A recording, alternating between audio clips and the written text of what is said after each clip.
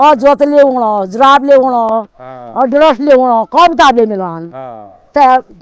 तो जब हम लोग पढ़ते थे तब सरकारी स्कूलों की हालत कुछ और थी। एडमिशन नहीं मिलता था, सब अप्रोच लगानी पड़ती थी एडमिशन के लिए। हमारे पेरेंट्स जाके टीचर्स के हाथ पैर जोड़ते थे एडमिशन के लिए, मैथ्स के लिए, साइंस के लिए। लेकिन आज कुछ ही वर्षों में ये परिस्थितियाँ कैसे चेंज हो गई कि आज हमें बच्चों के पास जाना पड़ रहा है, उनको बुला के लाना पड़ रहा है कि आ दो हमारे सरकारी स्कूल में। हेलो फ्रेंड्स, कैसे हैं आप?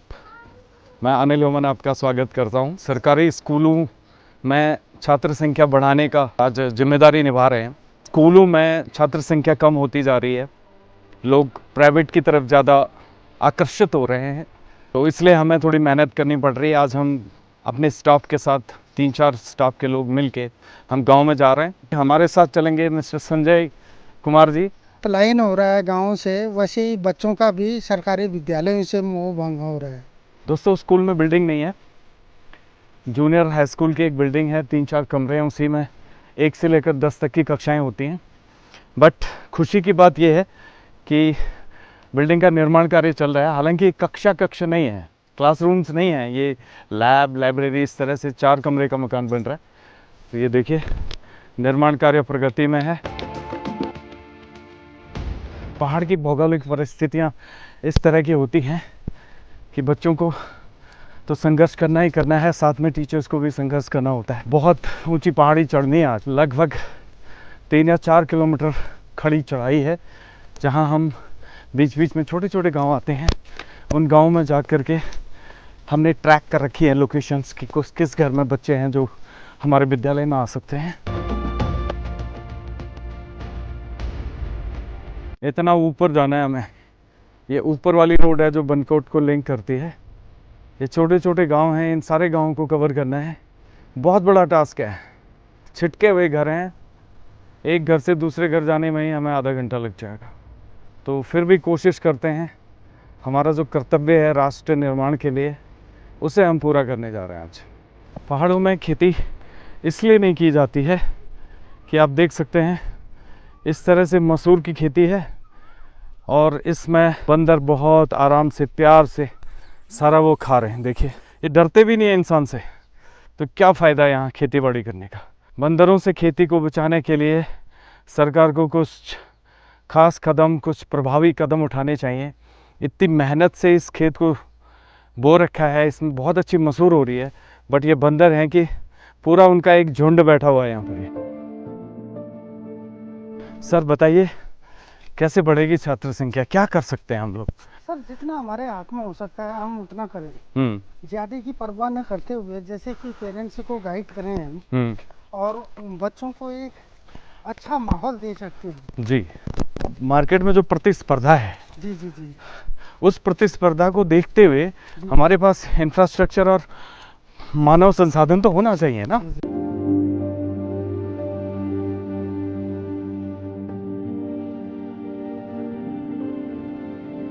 अभी एक शेर याद आ रहा है इन रास्तों को देखते हुए, इन्हीं पत्थरों पर चल के आ सको तो आओ, मेरे घर के रास्ते में कोई कहकशा नहीं है। हमारे एक पेरेंट हैं, अभिभावक हैं, मिस्टर शिवराज, उनके घर पे हैं। इनकी बड़ी बेटी हमारे स्कूल में पढ़ती है, अभी 10th में है।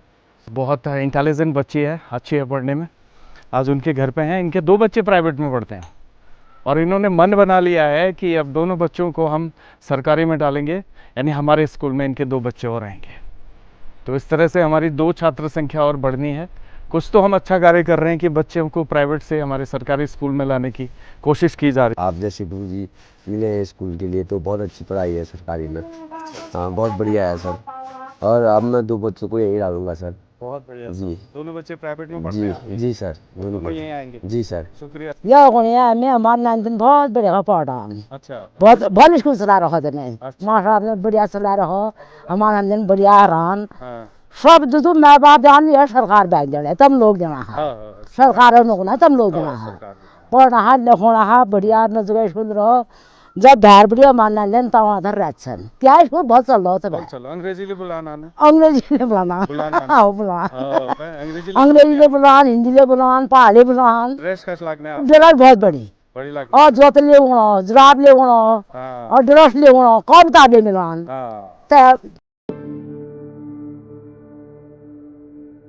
घर तो ऐसा भैया मैं ध्यान दे दिया था। हाँ हम तो ध्यान। फ्रेंड्स गांव, हर गांव में एक आफर होता है। आफर का मतलब है कि जहाँ पर लोहे के बर्तनों को, लोहे के हथियारों को तराशा जाता है। सिंतड़ी गांव में हमें एक आफर मिला है। देखिए कितनी मेहनत का काम होता है ये लोहे को पीटना, लोहे को लोहे से पीटना।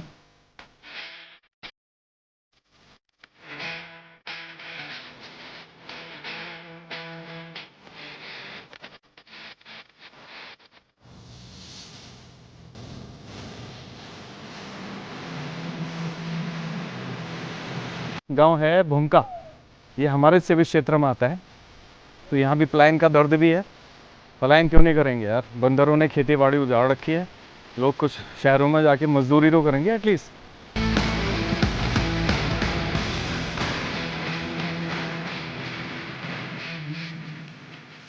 मटर कितनी शानदार लगी हुई है, देखिए वाह।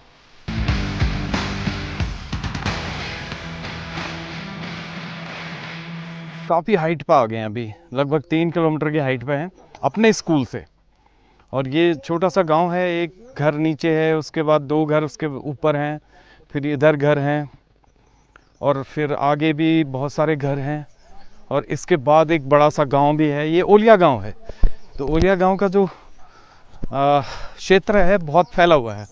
तो इतने घरों को कवर करने का मतलब है कि आज हम थकान से जो है बुरा हाल होने वाला है। तो यहाँ जाना है दूसरे घर के लिए, तो ये बड़ा मुश्किल काम है, लेकिन कवर तो सारे घर करेंगे। हम मिशन पर निकले हैं तो इसको अंजाम तक ले जाएंगे। वैसे इस तरह हम ओलिया गांव का जो सबसे सघन इलाका है वहाँ पहुँच चुके हैं। बहुत कंजस्टेड घर बने हुए हैं। बच्चे भी बहुत आते हैं इस गांव के हमारे स्कूल में।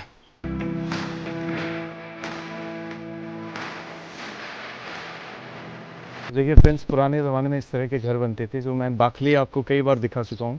शायद बाहर कहीं सेटल हो गए होंगे ये लोग, तो इस बाखली को यूं ही अपने हालत में छोड़ दिया गया है।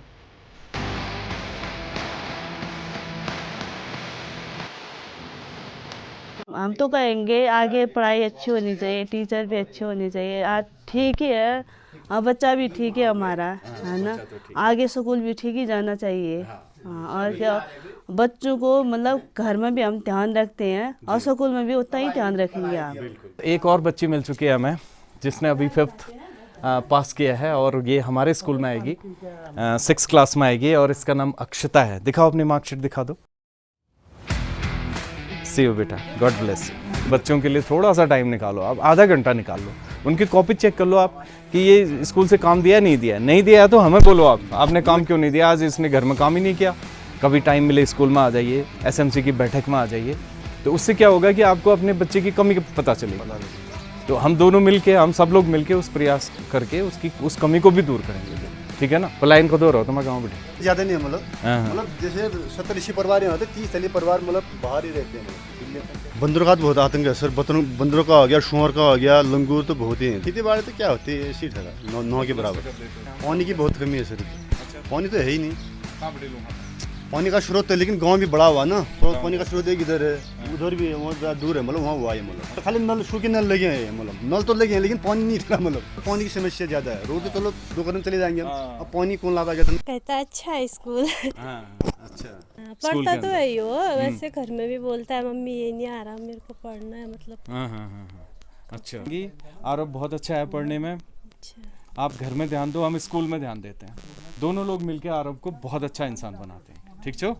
बहुत नीचे एक टिन शेड दिख रहा है रेड कलर का, इससे भी लगभग आधा किलोमीटर नीचे से हम लोग ऊपर चढ़े हैं। सारे गांव को कवर करते हुए हम इस ऊपर वाली रोड पर पहुंचे हैं। अभी इतनी चढ़ाई चढ़ने के बाद, ये सब पैदल यात्रा करने के बाद इस जगह पर पहुंचे हैं। ये रोड है, इसके बाद भी हमें अभी पैदल जाना है आगे। तो आज का ये बहुत अच्छा रहा कि आज हमें बहुत सारी सफलताएं मिली हैं। ये देखिए कितना शानदार है ये हमारा सेविज क्षेत्र। ये पूरी पहाड़ी, जो ऊपर वाली पहाड़ी दिख रही है, ये पूरी पहाड़ी इस गांव से लेकर के ये पूरा सेविज क्षेत्र है हमारे स्कूल का। कुनलता गंगोली हाट ब्लॉक में है, हाई स्कूल है। फ्रेंड्स, हम आपस में डिस्कस कर रहे हैं अभी हमारे स्टाफ के साथ कि जब हम लोग पढ़ते थे तब सरकारी स्कूलों की हालत कुछ और थी। एडमिशन नहीं मिलता था साहब, अप्रोच लगानी पड़ती थी एडमिशन के लिए। हमारे पेरेंट्स जाके टीचर्स के हाथ पैर जोड़ते थे एडमिशन के लिए, मैथ्स के लिए, साइंस के लिए। लेकिन आज कुछ ही वर्षों में ये परिस्थितियाँ कैसे चेंज हो गई कि आज हमें बच्चों के पास जाना पड़ रहा है, उनको बुला के लाना पड़ रहा है कि आ दो हमारे सरकारी स्कूल में। बाकी जो बड़े इंस्टीट्यूट्स हैं वो भी सरकारी हैं, जैसे IIT सारी सरकारी हैं, उनकी जो वैल्यू है आज की डेट में भी वही है। एम्स जैसे संस्थान सरकारी हैं, उनकी वैल्यू वही है, वहाँ आज भी लाइन लगती है, कंपटीशन होता है बहुत बड़ा। तो ये जो स्कूलिंग वाले विद्यालय हैं इनकी ऐसी हालत क्यों हो गई है, ऐसा क्या परिवर्तन आ गया विनोद सर, बताइए ज़रा।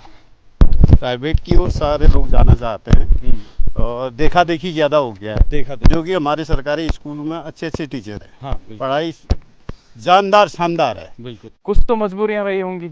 अब आप देखिए कि एक सरकारी स्कूल है, उससे थोड़ी ही दूरी पर एक प्राइवेट स्कूल खोल दिया है। कोई नॉर्म्स तो होते होंगे कि इस एरिया के अंदर, इतनी परिधि के अंदर कोई दूसरा स्कूल नहीं हो सकता। तो आप जिस छोटे मोटे पहाड़ों के शहरों में चले जाइए, जो छोटे कस्बे हैं, तो वहाँ पर आप देखेंगे कि 1 किलोमीटर से भी कम की डिस्टेंस पर दूसरा प्राइवेट स्कूल। तो कोई नॉर्म्स के आधार पर प्राइवेट स्कूलों को मान्यता मिलनी चाहिए। सरकारी स्कूलों का इंफ्रास्ट्रक्चर अच्छा हो, टीचर्स की कमी ना हो। इससे शिक्षा व्यवस्था, जो बुनियादी शिक्षा है, वो अच्छी नहीं मिलेगी तो फिर कैसा हो। इसलिए ज़रूरी है कि बुनियादी शिक्षा को मजबूत किया जाए।